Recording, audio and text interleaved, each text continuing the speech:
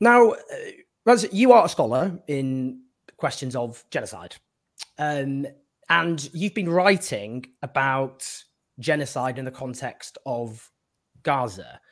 You wrote a piece in The Guardian, actually, about this a few weeks ago, which had a very bad faith response to it, largely erasing the fact that you yourself Israeli and Jewish. Can you just start by explaining, because a lot of people would say, as horrible as maybe we might think what happening in Gaza is, genocide is an inappropriate term, and it's hyperbolic to use that term. So what do we mean by genocide, and why would we talk about it in the context of Gaza? Sure. Well, thank you, Owen, for having me on your show.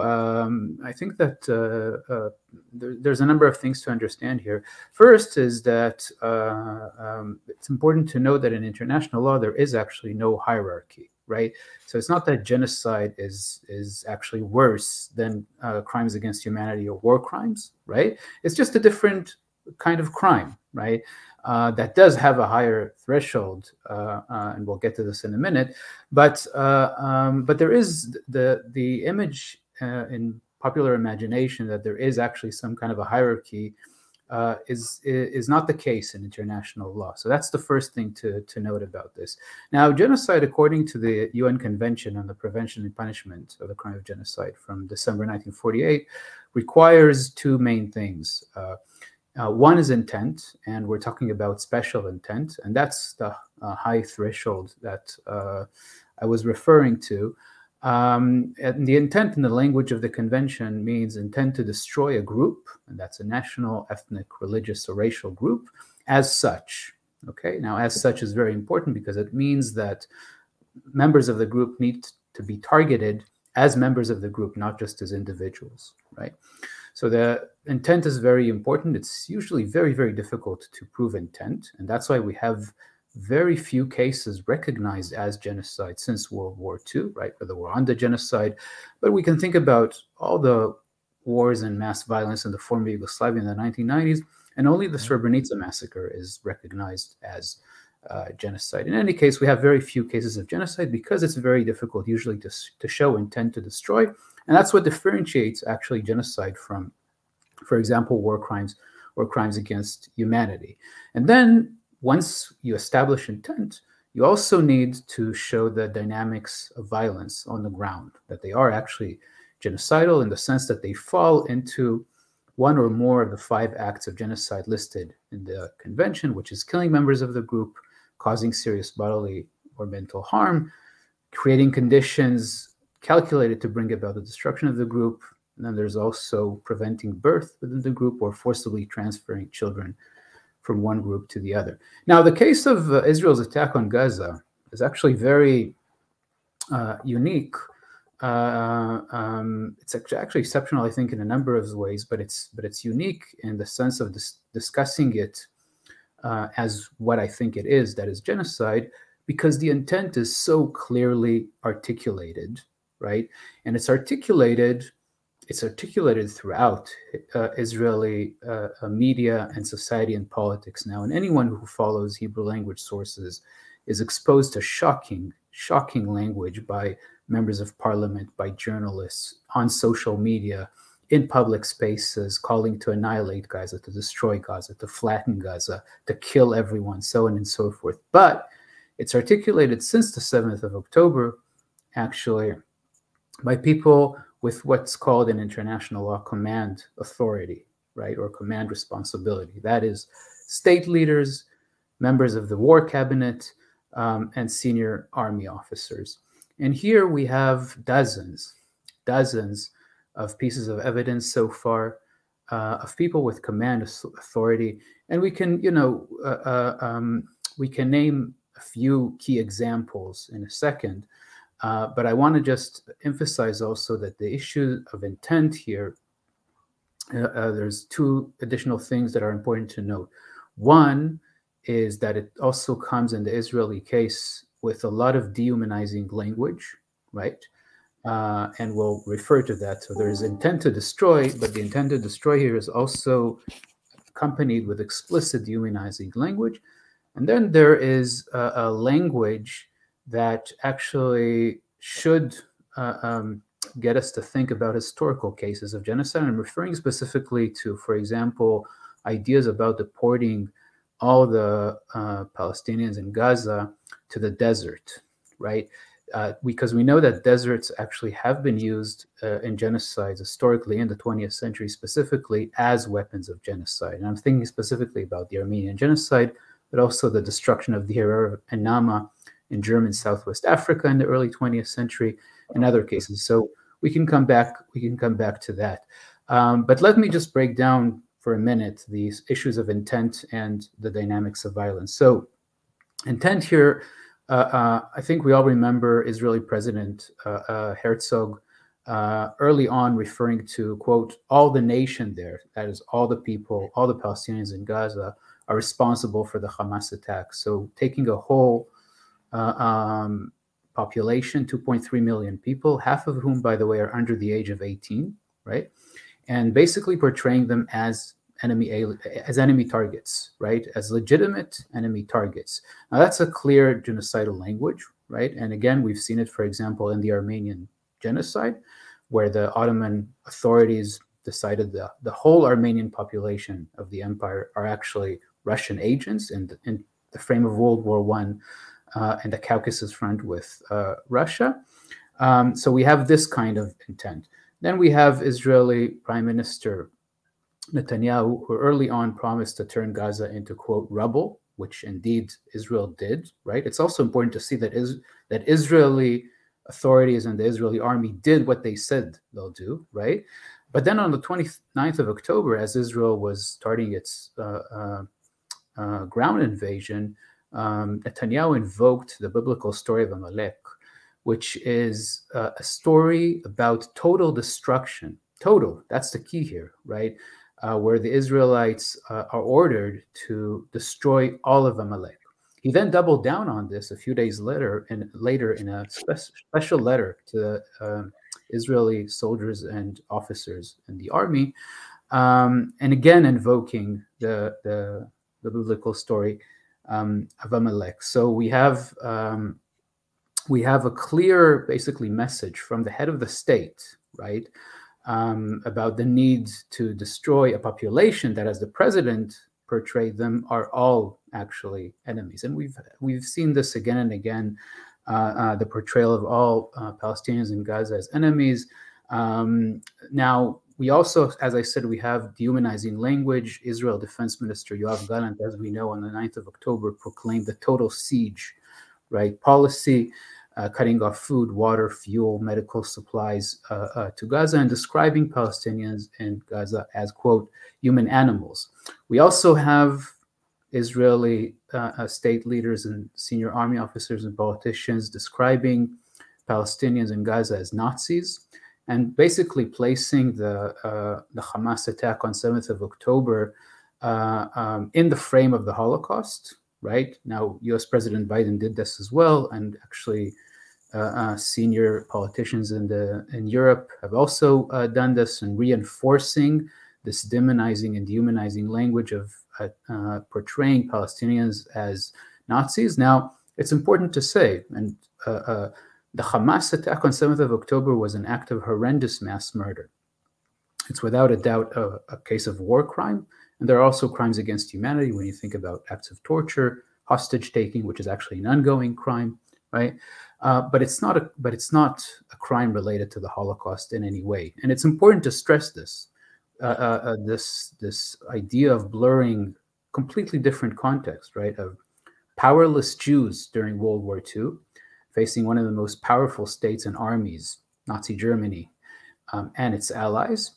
And here we have a very powerful state, Israel, with a powerful army, a nuclear power, backed by all the Western countries. And we have Palestinians who are for decades under Israeli settler colonial rule, Israel military occupation, siege, decades of documented crimes against them. Very, very different context. None of this takes away from the horrific nature of the Hamas attack on 7th of October, but the portrayal of the Hamas, and then by extension Palestinians, and in some cases it's just explicit, all Palestinians are Nazis. And again, this is something that is reproduced also by politicians in the U.S. and the European Union, that's a dehumanizing element that also then, of course, if you're fighting Nazis, as former Israel Prime Minister Naftali Bennett said in his tantrum on Sky News on 12th of October, we're fighting Nazis, then no law applies, right? Everything is permissible, right? And of course, the legitimate aim of destroying everyone and everything in Gaza, it becomes clear that is indeed genocidal. Now, the dynamics of violence on the ground. So when we take all the elements of intent, the language, a dehumanizing language, portraying Palestinians as a whole as enemies, human animals, think about the discourse of human shields, which is incredibly important to note here, that Palestinians are humanized only when they appear as, quote, human shields, right? Which is, of course, incredibly dehumanizing. When you take all of this together with the dynamics of violence, now what we see on the ground is very clear. Israel has killed so far more than 12,000 Palestinians, more than 5,000 of them children, about 1,000 babies, injuring more than 30,000 Palestinians. We have more than half of all the buildings in Gaza have been destroyed. Agricultural land has been bombed and destroyed. The north, in particular, there's very little left of it, I think. There's documented use of white phosphorus bombs by Human Rights Watch. Israel has dropped, in general, more than 20,000 tons of explosives on Gaza in a bit more than a month. That's at least 1.5 Hiroshima bombs, as we know. So any kind of claim that Israel is targeting specifically Hamas militants or Hamas military installations, right? If you think about the levels of violence and destruction and the weapons used, that's an absurd claim, of course, right? And it confirms actually what Israeli army spokesperson Daniel Hagari said early on, that the goal is actually destruction and not accuracy, in his own words, right? But the key here, I think, is not just, again, it's enough to show that the levels, killing once we have intent is indeed genocidal killing, and the numbers actually are not the key issue here, right? But when you think about the total siege proclamation, right, the cutting off of water, food, fuel, medical supplies, together with a forced displacement of more than 1.5 million Palestinians of the 2.3 million Palestinians in Gaza so far, right, especially because Israel has ordered the evacuation of Palestinians from the north to the south, that now, in the last 6 weeks, have created, actually, in the language of the convention, conditions calculated to bring about the destruction of the group. Why? Because indeed, the siege has created what it was meant to create. That is, we now face starvation conditions in Gaza, right? Palestinians, they are facing starvation, surviving on less than 2 pieces of bread a day, 3 liters of water a day. Now, the World Health Organization recommends at least 100 liters of water a day for everything, cooking, washing, drinking. Of course, Palestinians are now surviving on 3 liters of water a day. Medical supplies have run out. Fuel is running out. We know that hospitals have been bombed. They have no medical supplies and fuel to do what hospitals need to save lives and treat people, certainly in a time of war. So we have now unbelievable overcrowding, conditions that are ripe for the outbreak of infectious diseases.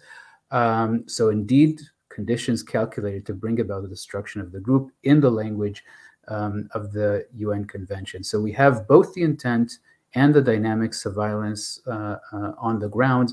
And, again, because the intent is expressed so explicitly, so directly, in such unashamed ways, and it's continued to be expressed in this way, then I do think that what we're seeing in front of our eyes is a textbook case of genocide.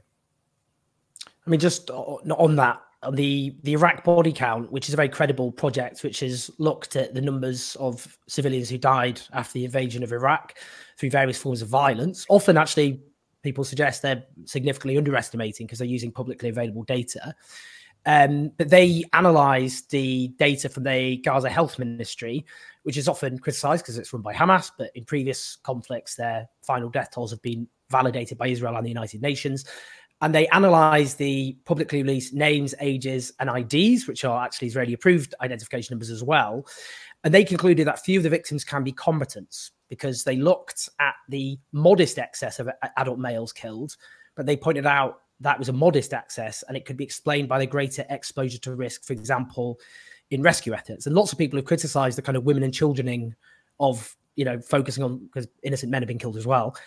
But the fact that 70% of the dead are women and children underlies that this cannot be anything other than overwhelmingly a mass death amongst the civilian population, I suppose.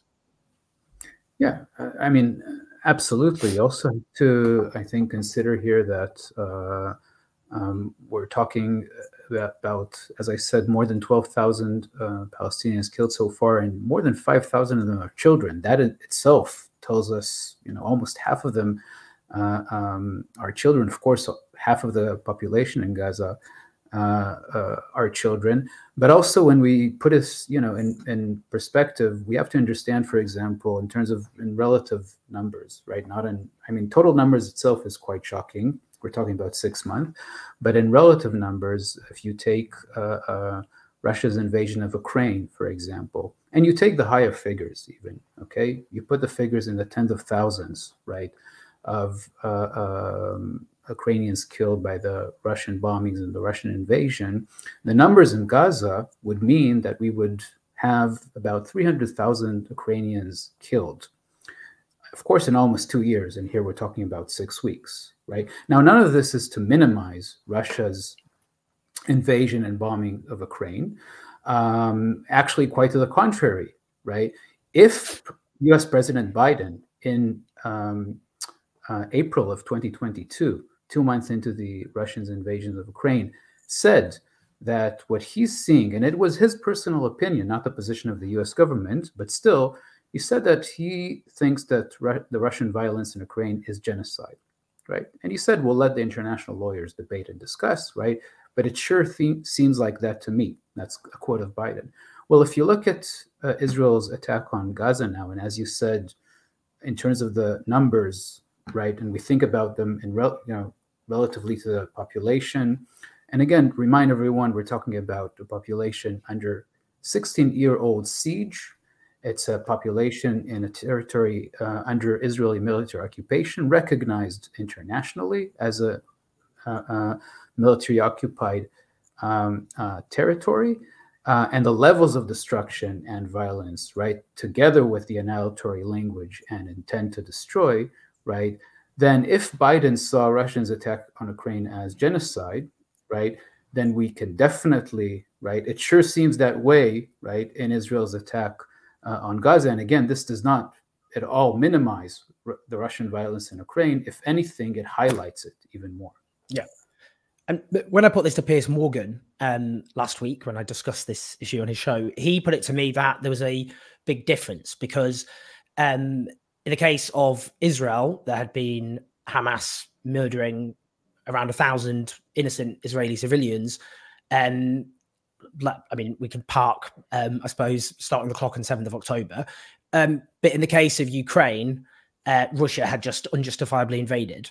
But I suppose I'll put that to you because I think maybe the answer is a bit obvious to people, but I'll just put that to you. That's why because he said what Russia was doing in Ukraine was genocide, but what Israel is doing in Gaza isn't, because the cause of each violence is different. Yeah, well, I mean, I think this goes to the heart of another misconception, right? I mean, a lot of people don't understand what the meaning of genocide is in international law, and really, why should they, right? So it's important to explain that. But there's another misconception that Israel's attack on Gaza now is legitimate because it's a response to the Hamas mass murder on 7th of October, and it's their right to self-defense, right? Mm-hmm. Well, according to international law, Israel does not actually have a right to self-defense in occupied territory, right?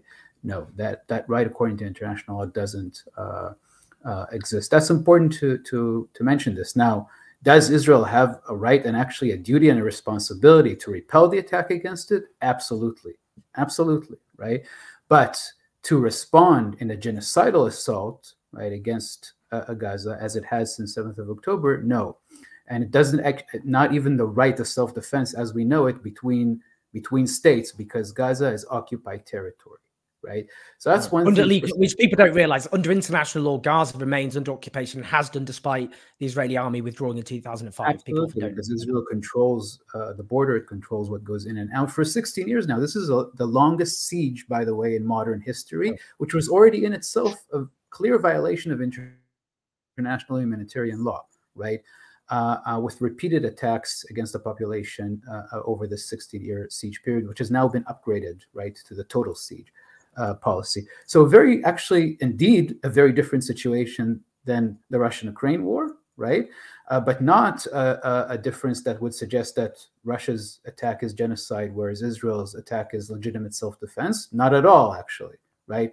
In that sense. But again, this does not minimize, right, the horrendous levels of violence of the unprovoked Russian attack on Ukraine. It just means that the idea that we have two states here, that is Russia and Ukraine, and here a state attacking a territory that it occupies for decades and has laid a siege on for 16 years, yes, we can definitely talk about a genocidal assault here, even though we had indeed a horrendous attack by Hamas on 7th of October. That does not mean that Israel's response cannot be genocidal.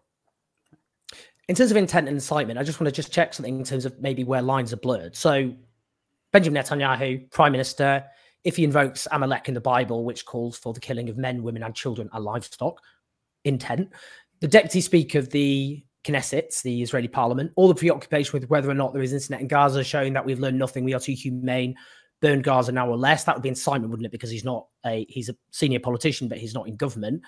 I was just wondering then where these would fall, because you've got former senior military figures, but they're not in the Israeli military, but maybe they're indicative of Israeli military thinking. So the former top attorney general of the military said, if you want to destroy Hamas, then you have to destroy Gaza, because everything in Gaza, almost every building there is a stronghold for Hamas.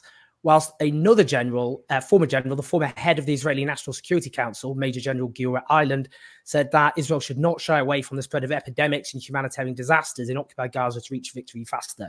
So where does all that fall, basically? Yeah, so we have to understand that incitement is a separate crime under the UN Genocide Convention. So when we talk about intent and the dynamics of violence, that's Article 2 of the Convention. And when we talk about incitement, we're talking about crime under Article 3. It's a separate crime. And it also means, by the way, that people could be held responsible to incitement, even if genocide doesn't follow, right? But certainly if genocide does follow, and especially when incitement happens during the dynamics of violence, as we've seen. You've mentioned Major General Giora Eiland, who was the former head of the Israel National Security Council, yesterday in a thoroughly genocidal piece in the large Israeli daily Yediot HaChoronot, right, where again, basically reproducing this idea that all the people in Gaza are legitimate enemies, right? Again, half of them are under the age of 18. I want to remind everyone. And also something that I think has been overlooked in Eiland's article yesterday, again, referring to the Palestinians in Gaza as Nazis, basically, right? Comparing the situation to Nazi Germany at the end of World War II. So indeed, these kinds of articles, when we have from the 7th of October, Israeli members of parliament who are calling basically for a second Nakba, quote unquote. And here we're talking about, of course, the Nakba is the destruction of Palestinian society in the 1948 war and the creation of the state of Israel, the mass deportations of 750,000 Palestinians and the destruction of hundreds of their villages. And now we're seeing, again, explicit calls for a second Nakba, which is indeed taking place in front of our eyes in Gaza, right? The forced displacement of more than 1.5 million Palestinians from north to south Gaza. And now, by the way, Israel, important to say, is also bombing the southern part of Gaza, where it told Palestinians to move for their safety, right? So no place is safe in Gaza.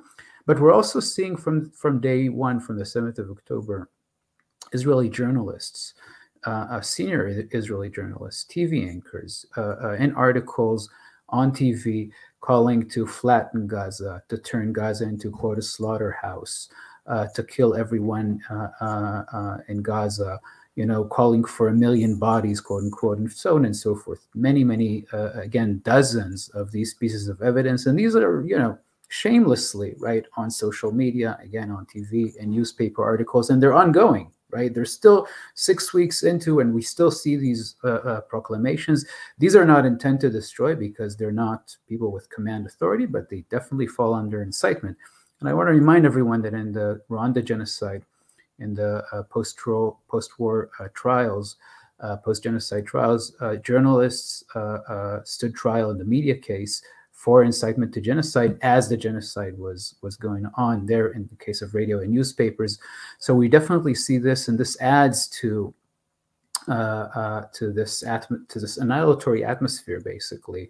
And again, it's anyone who follows, Hebrew language sources, the Israeli public spaces and social media and media are just filled with annihilatory and destructive language. It's really, really shocking. Finally, just in terms of accountability. So an example that always hung over my childhood was Bosnia as a particularly obscene, I suppose, case study in atrocities of modern times. It's estimated that around 40,000 civilians were killed between 1992 and 1995 in Bosnia. The majority of people who actually died are soldiers. So it's about over 100,000 in total died. 60% or so were soldiers. The rest were civilians. Nearly 70% were Bosniak Muslims. Over 7,000 Serb civilians were killed as well. I suppose you could argue the equivalent there would be with Israeli civilians. It's not exactly the same, obviously, but in terms of, the Bosnian Serb civilians did suffer great atrocities. The first big massacre in the Bosnian War was actually of Serb civilians. But the point, firstly, Bosnia's pre-war population was twice that of Gaza. So after 6 weeks, the proportion of dead Palestinians is actually similar to that of Bosniaks after 3 years, which is pretty astonishing. And I say that partly the death toll, we don't know exactly. The Euro-Mediterranean Human Rights Monitor, chaired by Professor Richard Falk at Princeton, who's the former UN Special Rapporteur on Palestine, suggests that the death toll in Gaza is nearer to over 16,000. But there was accountability in Bosnia, is the point I'm making. You had actually a death toll, which is actually comparable over a much bigger space of time. You also there had, Bosnian Serb civilians suffered as well, but we rightly see Bosnian Serb nationalist armies as the main aggressor and instigator of what we would describe as genocide. But I suppose the difference is there was accountability there, and no one can rationally, or people would look at Israel and go, this is a key Western state and ally. These atrocities have essentially been justified and rationalized by the West, who are ignoring blatant rhetoric, intent, and incitement, not even commenting on it. They occasionally say Israel needs to abide by international law, but by never pointing out transgressions, that's a complete platitude. That means nothing. What do you think of possible ever accountability in the way that Bosnia there was accountability?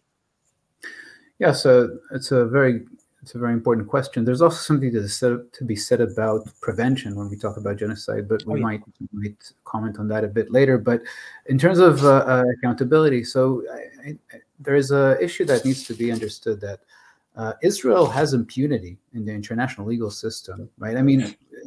It's clear because we have decades of violations of international law, war crimes, crimes against humanity. The mere fact of the occupation, the military occupation of the West Bank and East Jerusalem and the Gaza Strip that has extended now for decades and decades and decades. So it's not temporary, quote unquote, according to international law, right? And the settlement project, of course, right? All these are violations of international law.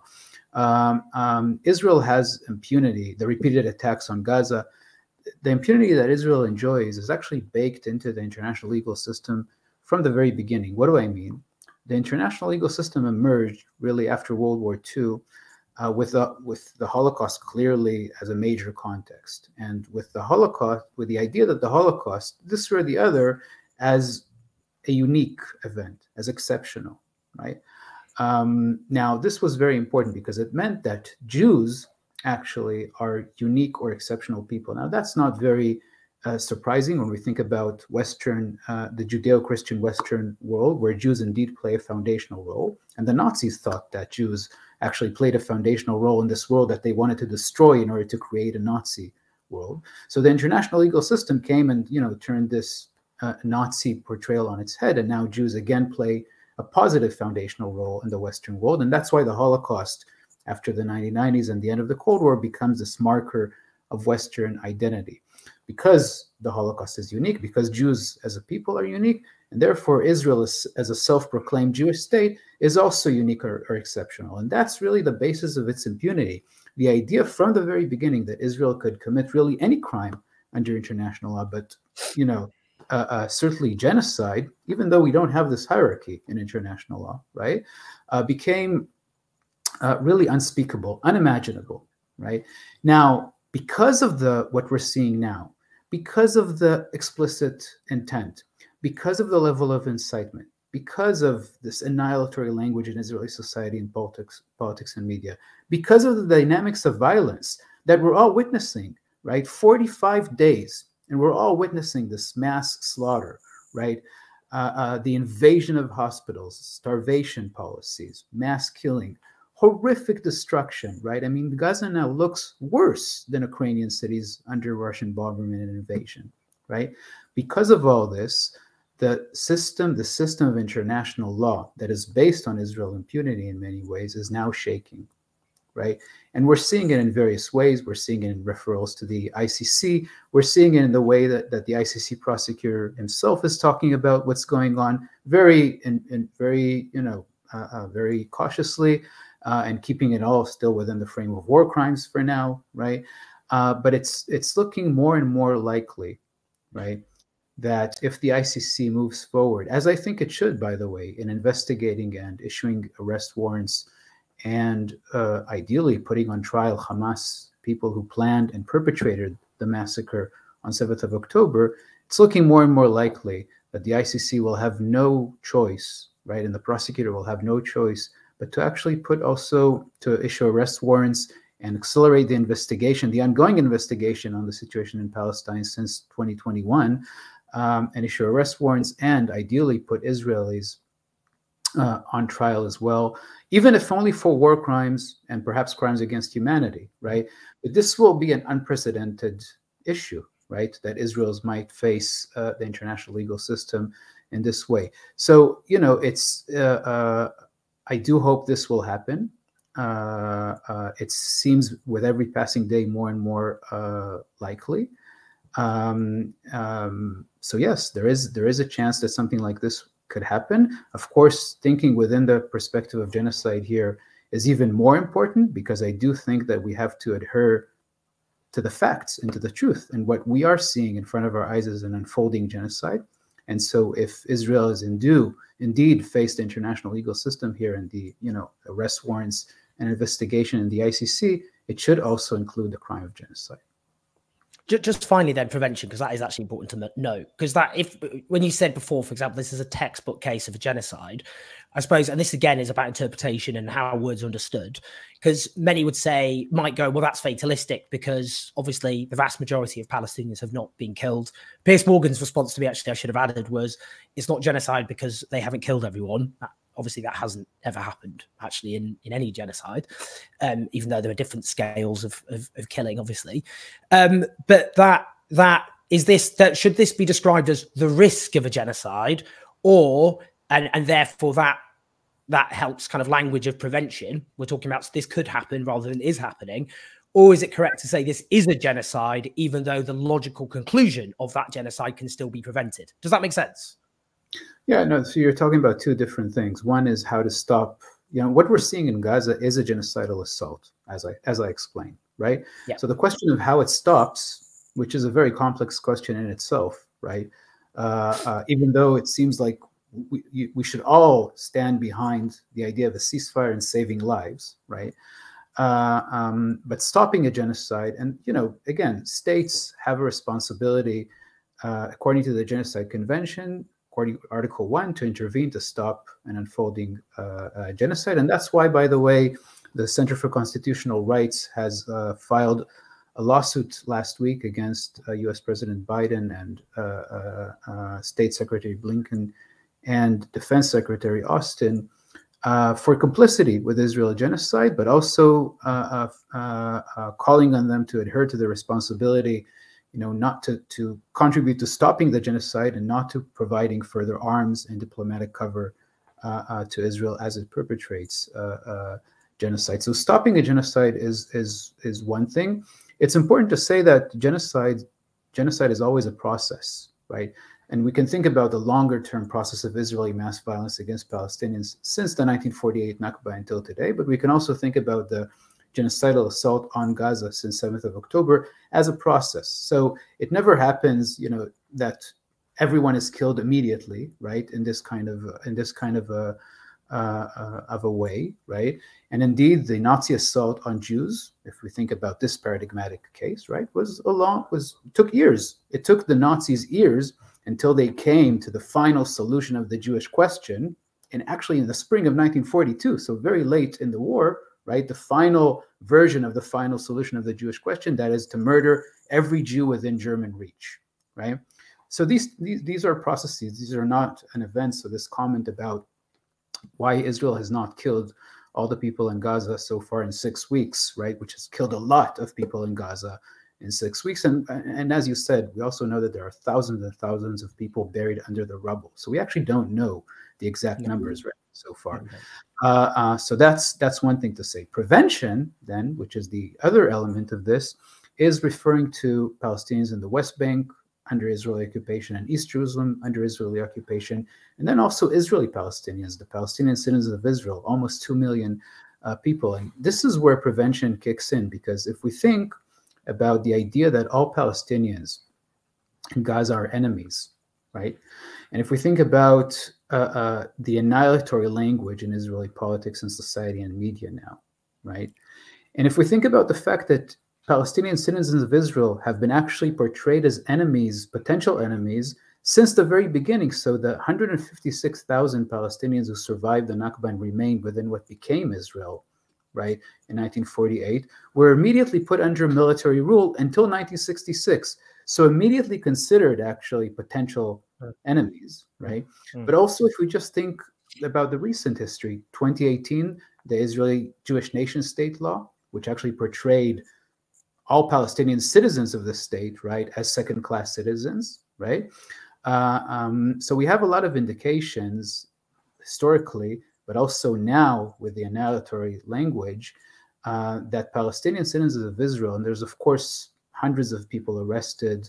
We know that the settler minister of national security, Itamar Ben-Gvir, has issued thousands of weapons to people in Israel, also the West Bank, and we has set up hundreds of self-defense units in Israel. So Palestinian citizens of Israel are very right now to be very fearful of what awaits them in this atmosphere of all Palestinians in Gaza are enemies, because this extends, right, to all Palestinians under Israeli rule. In the West Bank, we have an intensification since 7th of October of an already quite intense ethnic cleansing campaign in Area C, which is 60% of the occupied West Bank, again, with hundreds of arrests, with actually more than 15 whole communities of Palestinians in the West Bank uprooted and forcibly displaced since 7th of October. Hundreds of Palestinians have been killed in the West Bank since 7th of October, and then hundreds in 2023 before 7th of October, right? So, of course, the escalation of violence against Palestinians under Israeli occupation, but the annihilatory language, the ongoing genocide in Gaza now, in the history of looking at Palestinians under Israeli control everywhere as basically enemies, right? This means that we should be paying attention from the perspective of prevention at the West Bank and East Jerusalem and Palestinians in Israel. And this is not receiving anywhere near the attention that it should. It's certainly within the frame of prevention when we think about the genocidal assault in Gaza. And with every passing day, there's more and more to be concerned about what awaits to Palestinians in other areas under Israeli occupation and rule. Raz, firstly, thank you so much for that. That was meticulous. And I think it's so important to go into the details of this, just because I think the argument is so compelling and overwhelming that the detail makes it very difficult to pick apart. Though I'm sure there will be those, obviously, who are apologists for the horror currently being unleashed against Gaza who will seek to do that. But it's such an overwhelming case. And I think people can see it's grounded not in emotion, but in very solid and compelling evidence. So I can't thank you enough, Raz, for being able to just go through all of this in such detail and provide this overwhelming but chilling case. Thank you so much. Thanks so much. And for everyone watching and listening, do press like and subscribe and share this video around. And thanks again, Raz.